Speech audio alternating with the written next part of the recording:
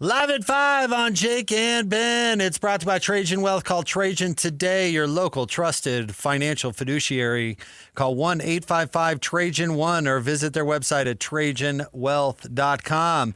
Ben, the latest story at KSLSports.com was posted a mere 1 minute ago, believe it or not. Headline, early look at BYU football's top prospects for a 2027 NFL draft. Mitch has that up there for you BYU fans. Just posted that a minute ago. The biggest story of the day, Ben, the Utah Mammoth. They drop an overtime game to the Golden Knights of Vegas. They now go back to Vegas for a Wednesday night Game 5 against the Golden Knights. And it was a wild game, Ben. Ups, downs, what have yous. Vegas takes a big lead early.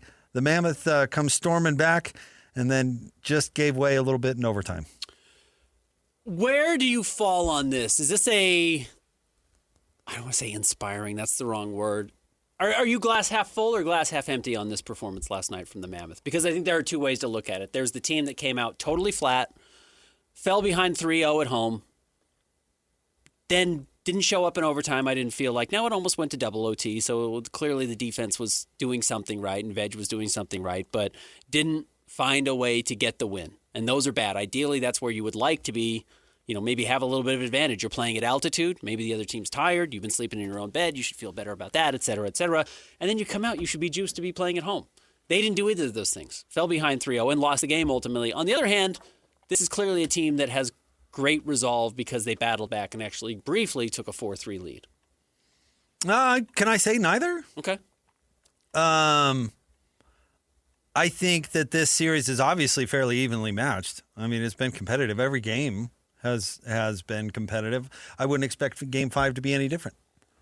I think maybe if they would have just packed it in and lost 4-0 and not responded, I mean, maybe you could read into that a little bit more. But how do you, positive or negative, if you're looking at it from a Mammoth perspective, I don't know how you could read into it either way. They adjusted and they used their speed, which they have at times during this series, and they got overwhelmed, which has happened at times during this series. I couldn't tell you which is going to happen in Game 5. Could easily be either one, right? Mm-hmm.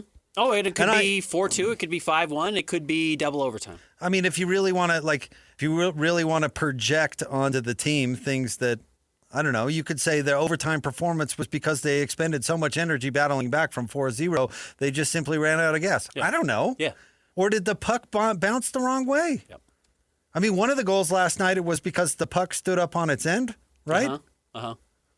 Yeah, no, absolutely. That's getting to know this sport is pretty wild, because what do you read into that? I think they couldn't handle the big moment, or I keep coming back to the Golden Knights made plays. The Golden Knights responded, and they made plays last night, and they maybe got a little comfortable when they were up 4-0 and let the Mammoth back in it. But it's a reminder that just because the Mammoth beat them in Game 3 and made 4 out of 12 shots doesn't mean that the Golden Knights sucked. No, I think my takeaway, and to your point, I think if you were to zoom out and look at the entirety of the 4 games so far, I actually think Vegas has been in more control than the Mammoth have. Both ozone control, which we know the math says that is, the actual analytics say that they are, but actually like consistency with their passing, I would guessing pass success rate, fewer giveaways. I think that's been pretty clear and pretty obvious. I think that showed up last night, but at the same time, I also think these teams are just extraordinarily evenly matched, which is why we are tied at 2-2 between these two teams. Yeah, they're just different styles. Different styles, but very, very similar, maybe top-tier talent or upside when they're playing at their best. I thought the point you made earlier was probably the right one, is if the Mammoth could get every player not every player, I guess, but the majority of their team on the same this playing well at the same time, that could be a difference maker for the Mammoth. But so far, we haven't seen that really. We've seen the top line really suck in the first 2 games. We saw them respond. Lawson Krause had 2 goals in game number 3, and they got a little bit better. And then and they were good last night. And they were good last night, but the Cooley line sucked. Yeah, the second line disappeared. Right. And, I don't think it's fair to put that much pressure on Veggie because he was that good in game 3, but he wasn't as good in game 4. Agreed. If they can get everybody on the same page, I think that would make a huge difference. But again, getting to know hockey, how hard is that? Yeah, do only a couple of teams do that most nights? Right. And is that just the Avalanche and is that just the Hurricanes right Because now? that has to do, coming back to the Golden Knights, that has to do some with the Golden Knights, right? Tortorella got tired of Cooley making him look dumb, so he switches it up. Yeah. Switches it up to specifically combat what is working for the Mammoth, and it's what do you do first? What do you stop first? It's the old Michael Jordan strategy with Jerry Sloan in the finals.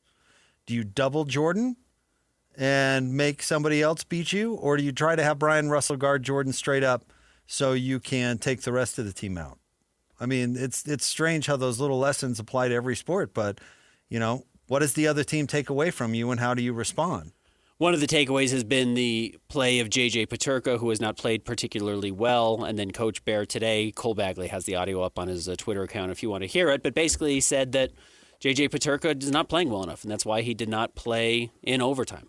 He was on that third line with Carcone and Kerfoot and was benched, and you didn't see him in OT. What do you think about that? Because that doesn't really happen in the NBA. Because if you're in a playoff series and Carlos Boozer is having a bad playoff series, not that JJ Peterka is Carlos Boozer, right? But you wouldn't see Jerry Sloan, because Carlos Boozer had some bad playoff series. You remember that one against Houston? Anyway, Jerry Sloan didn't stop playing him. Right. Who's struggling in the playoffs right now? I mean, if Kevin Durant came back to Houston for the next game, they're still going to play him. Yeah. The difference, of course, being, yes, that Peterka is not a superstar. He's not that level of player. He's a role player on this team, which is why he's on the third line in the first place. So give me a Jazz playoff Jazz equivalent. Not now Jazz, but Joe Ingles. I think he's Joe Ingles. Would you see if Joe was having a tough series? Do you think Snyder would have just taken him out of the rotation? Well, Snyder didn't make adjustments. Captain Jack couldn't make adjustments. No, that wasn't Captain Jack's thing. And some teams do. Chiropractor Ty Lue in L.A. can make all the adjustments. He might bench a player. He has done some crazy things. So I don't know. Is it a motivational tactic, or are hockey players that interchangeable? I think there's a little bit of both. And look, there are a couple of big bodies that the Mammoths have not had available to them, and that's Jack McBain and Barrett Hayton, who have not played a lot. McBain played in the first game. We haven't seen him since, I don't believe. And Hayton hasn't played. Hayton hasn't played at all. And if you were listening to Bill Armstrong earlier today on Scotty and the Coach, he said that those guys are kind of day to day, and you just don't know when they're going to come back. Maybe one of those two could step in and take a spot there. Or look, you can drop Peterka to the fourth line if you want to, and try and get that going, and move a Liam O'Brien. I don't think you're moving Liam up, or Tanev up a line if you wanted to. But those kind of hustle lines, that energy that they bring, is kind of what the fourth line does. You could move them up to the second line if you wanted to. Now who are you bumping off of that? If you want to keep Cooley at center and Gunther, and then you're putting Peterka up at that second line, maybe you drop Yamamoto down. I don't know. Yamamoto's been playing well in this series. He has to been punish good. Someone just to our point though of getting all four of your lines working together. It's just interesting to me that it seems dramatic, considering a player's just not playing well. Yeah. Like, do you allow him to work its way out, or do you just cut bait? I'm sure the GM who traded for JJ Peterka doesn't love it.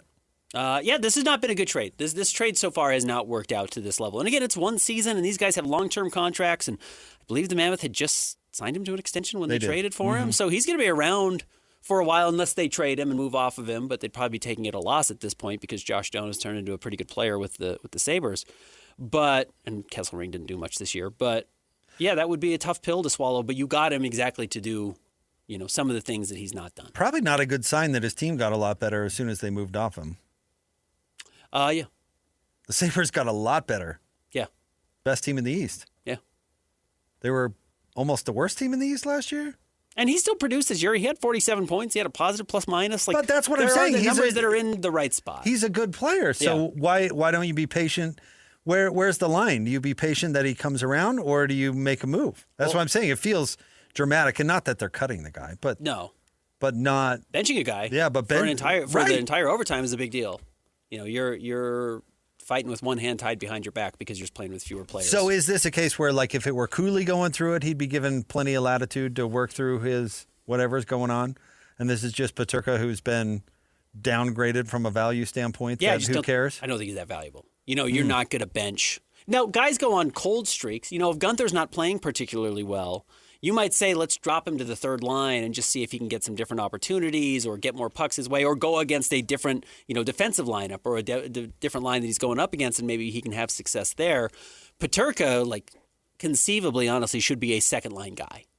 And that's where they dropped to the third already. That's where he started the season, right? And now, is out of the lineup entirely. So we will see what the adjustment is. Honestly, you can bring him back and you can push him up a line. I mean, sometimes you say maybe you need to put him with better players around him. Krause hasn't always been a top line guy throughout his career, so maybe you move those guys around as well. So that's where I do think some of these adjustments might get interesting for Bear. And again, admittedly, still trying to learn the sports and the ins and outs and the intricacies here. That'll be interesting to watch because look, Mitch Marner's a star. I think he's a 3-time All-Star.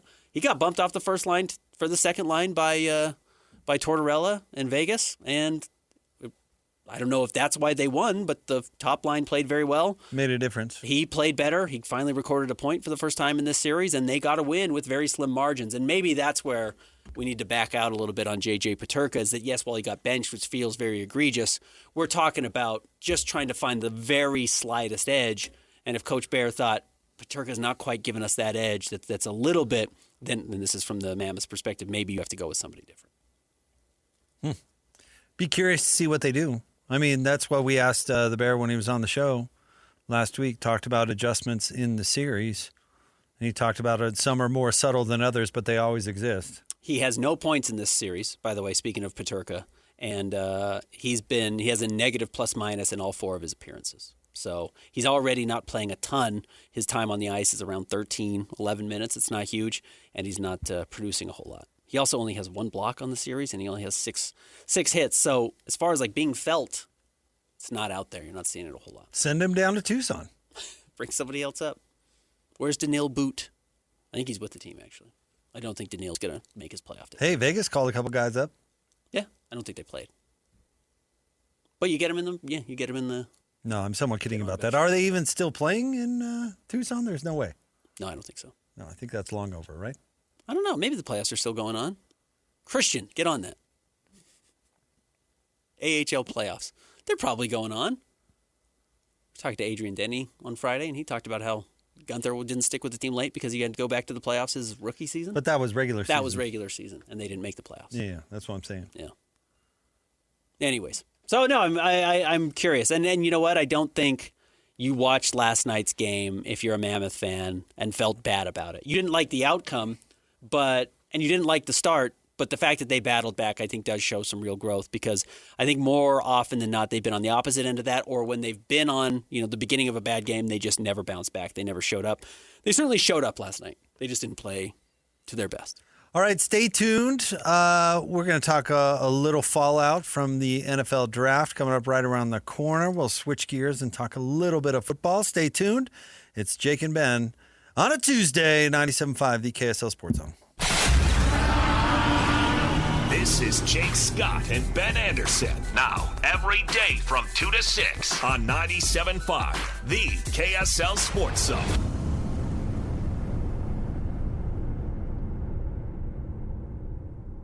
This is Nickelback? This is Photograph by Nickelback, not the photograph By Def Leppard. that Diana Rossini included on her Turnin' the Page to My Paramore Manstress for Mike Vrabel playlist that she made on Spotify that was still public as of yesterday. Real quick before we jump into this sound, Ben, have you ever been evicted? No. Thankfully, no. I haven't either. Christian? Not yet.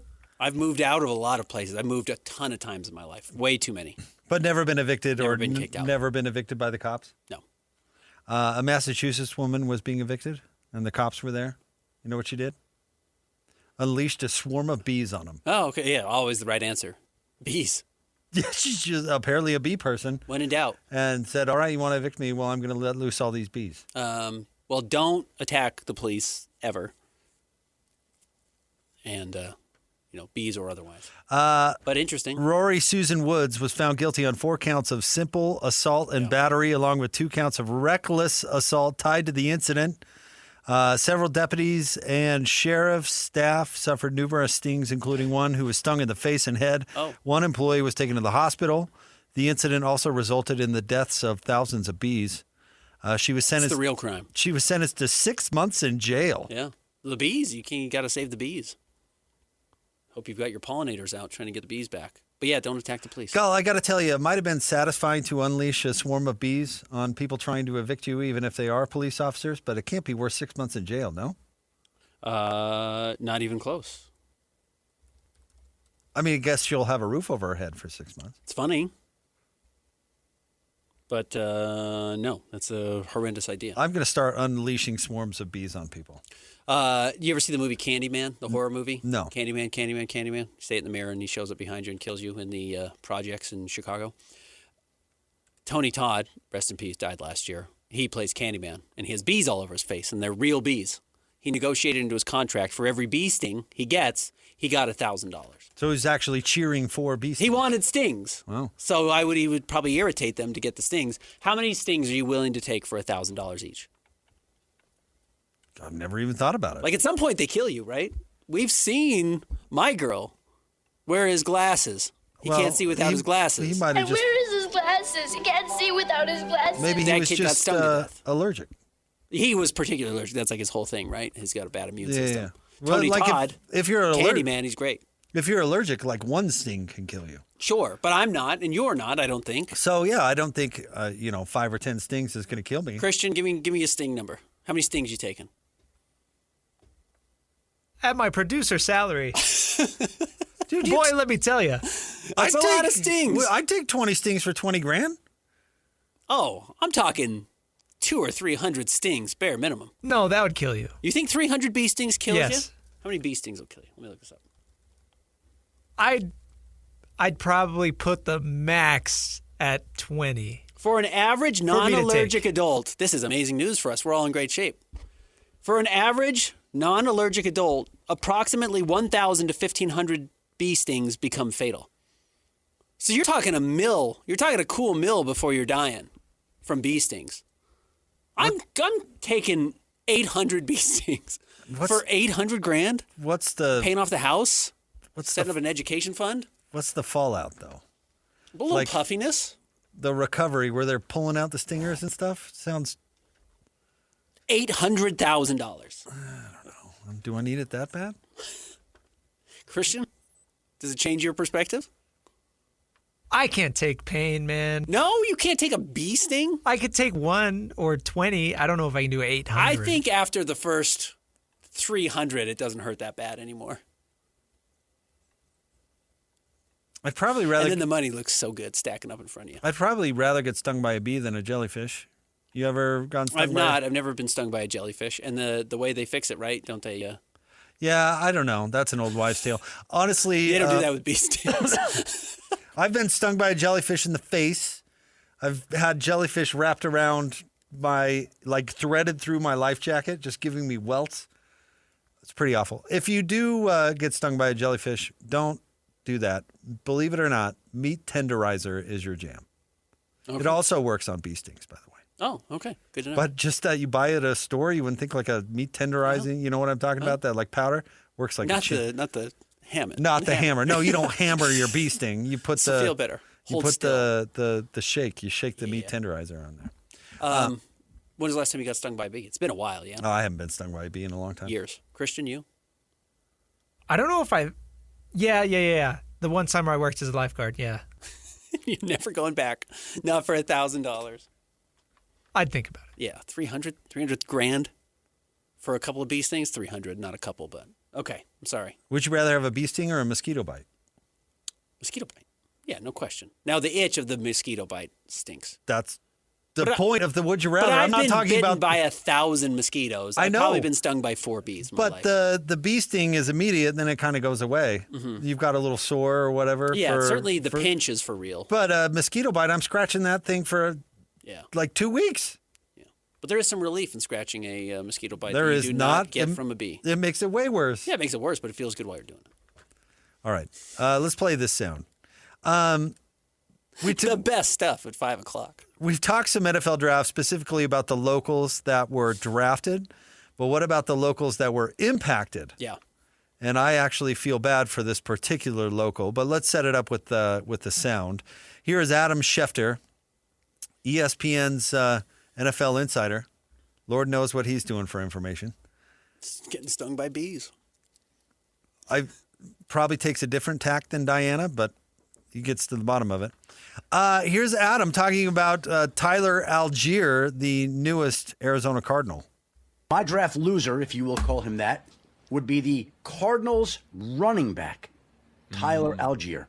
Yeah. Tyler Allgeier was in Atlanta and wanted a larger role and left Atlanta in free agency to go to Arizona, which paid him $7 million for the upcoming season. He thought he was going to be the lead back there in Arizona, or at least get more work than he got in Atlanta. And he goes to Arizona, which he did not expect at the time would be the team that ultimately would pick Notre Dame running back Jeremiah Love at number 3. But that's exactly what happens on the first night of the draft. The Cardinals coaches loved Jeremiah Love. The Cardinals owner, we believe, loved Jeremiah Love. This is an organization that needed a little bit of pizzazz, and they went ahead and took him, I think, to the surprise and disappointment of Tyler Allgeier, who chose that spot because he thought he would have a bigger opportunity that now, of course, will be shrinking, much as it did in Atlanta, behind Bijan Robinson. He would be my draft loser. Poor Tyler Allgeier. Don't call him a loser. He's not a loser. It's not his fault, Adam. Adam, you're the loser. I agree. The sad part was, though, isn't this exactly what happened to him in Atlanta? Not just that he has a reserve role, but remember, Tyler Allgeier came into the league in 2022 from BYU. Mm-hmm. Do you remember how many yards he had his rookie year? He broke 1,000, right? 1,035. Yeah, he was a 7th-round draft pick. He had 1,000 yards. A great rookie season. Do you remember who Atlanta took in the first round the very next year? Bijan Robinson? Bijan Robinson. Yeah. And all of a sudden, Tyler Allgeier's like, yeah, I'm riding high. We're doing this thing. Oh. So now he signs with Arizona. He's thinking, yeah, I'm back. Going to rattle off that 1,000-yard season. Oh, who'd they draft? Yeah. Oh. That sucks for him. It does a little. It does a lot. And Jeremiah Love is going to be a star. He's going to get a lot of reps. He's going to get all the reps. Not all the reps. You need multiple running backs. And Tyler Allgeier has shown he's not exclusively the thunder to the lightning, right? He's not just like, because he's a little bit bigger body. He's certainly a bigger body than what Jeremiah Love does. But he is capable of breaking off big yards and kind of being a little bit more of a workhorse. He doesn't just necessarily need to be in like specific yardage situations that you bring him out. So I guess that is unfortunate for him. But the NFL is full of two running back rooms, that have success. And I do think Tyler Allgeier will fit right into that. But there is no question that he is viewed as the number 2 running back and may have signed in Arizona thinking he was going to be the number 1 guy. Man, I'd go Northern Colorado backup punter, right? Okay. Well, that's aggressive. That's not. Tyler thought he was going to play.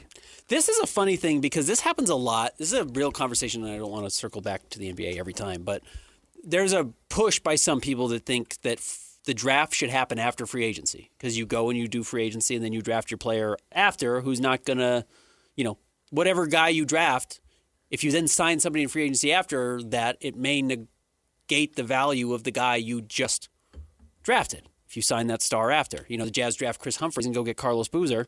You don't need Chris Humphries ever. Mm-hmm.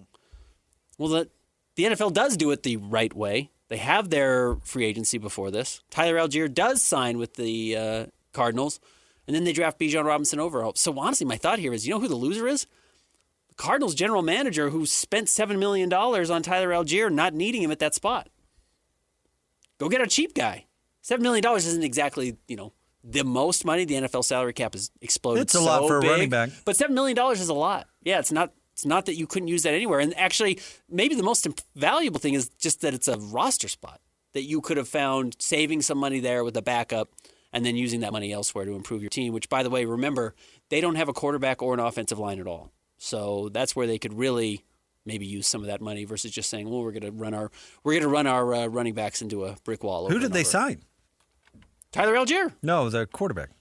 Jacoby Brissett. Yeah. Yeah, they're waiting for next year. All these teams are waiting for next year to draft their quarterbacks. Not Sorsby, but maybe they can sign Sorsby. Think they're going to lose on purpose, the Cardinals? No. They're going to lose because they don't have a quarterback or an offensive line. Well, that's my point. Did they sign Jacoby Brissett because they were tanking for wanting next year? to lose? I think a lot of teams are doing that. I think a lot of teams this year didn't draft a quarterback because they were going to wait for next year's class. So when's the NFL going to do their 3-2-1 scenario? I hope they do it soon. No, they don't do any lottery. It's best team gets the worst pick, and the worst team gets the best pick. It's pretty simple. But they still have teams losing on purpose. Absolutely, they do. The Cardinals being one of them. The Washington Commanders didn't play the quarterback from Arizona State who went to LSU. Jaden Daniels? Jaden Daniels, didn't play him late in the season, trying to tank. Yeah, absolutely. Teams tank all the time. Teams tank in every sport. Adam Silver's just terminally online. Reads the tweets too much. Cared too much about what Bobby Marks and Brian Windhorst had to say. Now he loves the idea of a 3-2-1 model. It's catchy. I think more Bobby was carrying weight for Adam than Adam responding to Bobby, but Adam might be the cat water. in the wall because he is like an actual cat that just gets attracted to shiny things. Just like, there's a laser pointer on the ground. Chase that around for a few hours. No, what happens when Vladimir Lenin croaks? Who takes over? It's always interesting. Like Tom Homo's number 2, Brian Santiago, is now the BYU AD. It's interesting when you promote the number 2 from the previous guy. What do you get? Mm-hmm. Do you get the number 2 who's been sitting there for a decade going, I would do this differently? Do you get a bootlicker? How do you know Adam Silver didn't just shine David Stern's shoes, and that's the whole reason that he was David Stern's number 2? Yeah. There have been presidents in the past who pick weak vice presidents so they don't get outshined. Yeah. See, when you get, like, when Vladimir Lenin dies, do you get Trotsky or do you get Stalin? Yeah. Steve Jobs. And how does that go? And how do they run with it? It's a very... Steve Jobs might be a genius. Tim Cook, I don't think so. Tim Cook's on his way out, and he's held this job for a long time, but not the same guy. Sometimes it seems automatic to just, what do they say, continuity, promote the number 2, you keep the continuity, and you think that David Stern did a really good job, and so Adam Silver is just going to carry the ball. And that's not always the case. In fact, often it goes badly. Now, along those lines, and quite literally carrying the ball and going back to the number 1 and the number 2, maybe the Cardinals just don't believe that Tyler Allgeier is a legit number 1, and he's really well suited to be a number 2, and they're going to have one of the better running back duos in the NFL. And if that's the case, that will help them whenever they do get an offensive line and a quarterback. But maybe Tyler Allgeier, in their eyes, is not ready to be that number 1 guy, which is also why the Atlanta Falcons drafted Bijan Robinson over him as well. And by the way, this is the second time in how often in the last 15 years have we seen a running back selected in the top 10? Bijan, right? Bijan was top 10, wasn't he? And Saquon, is it Zeke Elliott? Well, Zeke Elliott was a long time ago, and Christian McCaffrey was too. A really long time ago. Genty last year. Yeah, there's just not that. It's not that common. We're not seeing it a whole lot. But Tyler Allgeier has been in the wrong place at the wrong time, or teams really don't believe he's the number 1. I think it's probably wrong place, wrong time. Seems like that. I don't feel bad for him making $7 million. Like that? Yeah, but he wants to make $10 million. On his next deal. Yeah, he wants to get the opportunity to prove that he has a number 1, and then he renegotiates for the big cash. He had almost 100 fewer, like his top carries, his year with carries was his rookie season at 210. Yeah. He hasn't even sniffed that. He had 186 the next year, then all the way down to 137, and then 143 last year.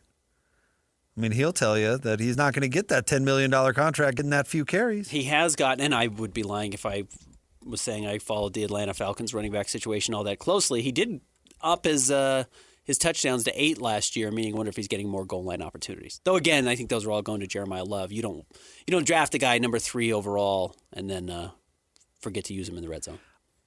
I love his story. I love that BYU was so desperate for a running back because their room sucked and the rest of them were hurt. Do you remember the one guy that? Never mind. They had nobody. Uh-huh. Kalani Sitake at practice. Can't you picture him with the megaphone? Huge hat. Tyler, you played running back in high school, right? Yeah. Let's switch you on sides of the ball. You have a new position. No, coach. I'm a really good linebacker. I might be your best linebacker. Flip it on over. Come on over here, son. And then he dominates. And he dominates, goes to the NFL, and then as a 7th-round pick, as we were talking yesterday, that's a coin toss at best to make the league. And not only did he make it, 1,000 yards his first year. And now he's got his pension. He's been in the league 4 years, going into his 5th. And got $7 million. Yeah, it's a great story. No, I will admit, I'm fully rooting for Tyler Allgeier. You know, One of the better local stories. he owns an NFL record. For? Most carries without a fumble. He's never fumbled Oh, wow. in the NFL. Very cool. Man, do you remember that chase down strip that he had at BYU? Legendary. Who was that against? Arizona State? Arizona State. Now he's back in Arizona. The camera angle made that clip legendary because you could just see him arms. Yeah. Picture his Right. arms as he's chasing. Yeah, looks like the Terminator coming down the Amazing. street. No quitting that guy. Stay tuned. We'll have more next. We'll wrap up the 5 o'clock hour straight ahead. 97.5, the KSL Sports Zone. Just doing it big, you know. Your home for the best sports radio for your afternoon drive is right here. This is Jake Scott and Ben Anderson on 97.5, the KSL Sports Zone. Two amigos on the airways, talking sports. They got it made, Jake's and also loves his tie-dye. Ben's got style with his scarves. Oh my.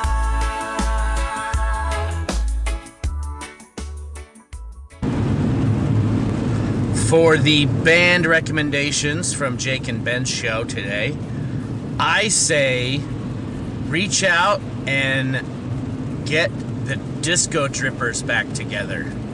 They are a local favorite from years gone by. Jake may remember them. But yes, bring back the Disco Drippers. They are a party. All right, I'll listen to it. That's Kyle. Shout out to Kyle on the Lead call. singer of the Disco Drippers, looking for a gig. I remember the Disco Drippers. I do not. Did you ever go to the, what was it called, the Zephyr Club? What was that called? Yeah, the Zephyr. You did? Yep, Before it was closed? I did, and now it's still a hole in the ground. It was actually a cool building. That's a frustration. They should never have closed the Zephyr. That was like a historical site, too. You look at the bands and stuff that played the Zephyr Club. Banksy, famous artist who's recently been unmasked, did a mural or one of his taggings, paintings, whatever, on the side of the building, and they sandblasted it off. I'm just, that's one of my ultimate, that's probably worth $3 million if you just cut it out. Oh, probably more than that. Yeah, probably more than that. And you sandblasted away $3 million. I'm talking about taking 300 or 400 bee stings for a fraction of that much money. So Way to go. They won't even do that. But yeah, sandblast it off. I did, however, pick up a brick that I think Banksy touched. I don't know if it's worth anything. Well, or maybe it's just a loose brick. He's just some British guy. He's just some dude. Yeah, now it's not as cool Now it doesn't anymore. even matter. Fun. Way to ruin the fun, everybody. I think the Egyptian had one, and I think they auctioned it off for funding. The Yeah, it's Egyptian great. Theater up What a there great idea. in Park City. And then they have one in Park City that's still behind behind the glass. Behind the glass. Very cool. Yeah. I think he did a billboard in town. You saw that movie, right? I did, yeah. I saw it up at Sundance. That's why he showed up and did all the paintings right before I saw it at Sundance. Sundance too, down on Broadway. Exit Through the Gift Shop, Yeah. I believe was what it was called. Yeah. Absolutely brilliant. Really funny. Bizarre. Well, it was a commentary on how nobody knows what they're talking about when it comes to art. Yeah. And the whole question was, is this documentary even real? We don't know. He just turned some bozo into an artist, and because he endorsed the bozo, everybody thought the guy was brilliant, and the paying guy was insane just, money. and the guy was just some idiot. Yeah. Yeah. Which is a hilarious commentary. Absolutely. Of groupthink. But now he's just some guy. Yeah. Kind of ruined that. Yeah, totally agree. Way to ruin the fun, everybody. I mean, once it becomes public, kind of like Diana Rossini and Mike Vrabel. Then it just takes all the magic. Oh, out. really? I think yeah, for them, it's gotten better for everybody else. No, I'm talking about for them. Yeah, you're right. Do you think the secret aspect of it is the fun part? Or do you think it's true love for one another? Oh, I don't think it's true love. I think it's lust on one side and transactional on the other. You don't think it's transactional both ways? I think it could be. Who do you think it was? Who do Controlling- you think the lust fell for? I think Mike probably, this isn't the first time that he's had a mistress. Okay, I have no idea. And I think being an NFL, I think he gave her a lot of tips. I think her career probably really benefited from this relationship. That's the transactional side. Sure. So she got the transactional Yeah, aspect. And there are other rumors of her. Look into what the old Washington, the commies GM's wife was throwing out there about old Diana. Yeah. So that's why I'm saying. I think Mike was probably more lusty. I'll listen. Although. Oh, I love Mike the lover. Mike, Manstress lover? That's great. Mike feeding like the A.J. Brown thing. This is like feeding that into the narrative that he could be leaving Philly plays into Mike's. Yeah. It plays into his best interest. So maybe he had some transactional nature of it as well. I you know what? I say the opposite. He should come out and just say, Diana broke my heart. And then he'd be the victim and we'd all feel bad Yeah, for but him. then Carmela is gone. Well, we His already know wife. what's happened. Carmela has already been outed, and we know that happened. But he can't say he's in love with Diana. You don't think he can say, I love two women? I lost one of them? I don't think so. My heart's half full? I don't think he can go that direction. Well, Diana can buy him What's some next? airport jewelry or whatever to make him feel better. Listen, it When was they a wanna get back playlist together. today. It was an airport store in Salt Lake City yesterday. Yeah. It was a playlist today. Story that I doesn't stop cannot giving. wait Did you to see see that what's meme tomorrow. going around? Like, we know he bought a shirt or a jacket. Nobody knows what it says. There was a meme going around that says, the shirt said, my husband cheated on me, and all I got was this stupid shirt. Oh, it turned into because there was one, because it was light blue, someone was saying it was a Mammoth sweatshirt. Yeah. Rough. But no, this story, while I was a little lukewarm on it at the beginning, and you were all in. Oh, yeah. This is my type of story. It has continued to provide absolutely A-plus content. Endlessly. And you know what's funny is the NFL, I'm sure, is trying to kill it. You can look into those rumors on who's reporting what, and the NFL is trying to put a lid on this, but I don't think it's possible. We like salacious news way too much. And there's way too many Easter eggs out there. They're pulling up stuff that she said or tweeted or whatever after these instances, and they're totally where she's tweeting, wow, what a day, after she got photographed making out with him at a bar. Somebody went and found her playlists on Spotify. That's Amazing. the depth that the internet can expose you. So this is just a good lesson that for everybody. Nick Saban was 1,000% right. Got too much to lose, man. Too much to lose. Too much to lose. Yep. No, I have a playlist that I made for my kids called Cool Songs I want my kids to hear, and they've never listened to it, and they never will. And that's the most embarrassing thing you'll find about me on my Spotify. What's an example? Let me see. I'll pull it up for you really quickly. Sugar Sugar by the Archies? No, not quite. Oh, let me see if I can figure out. I know we don't have very much time here. Cool music for the kids. I'm so old and lame.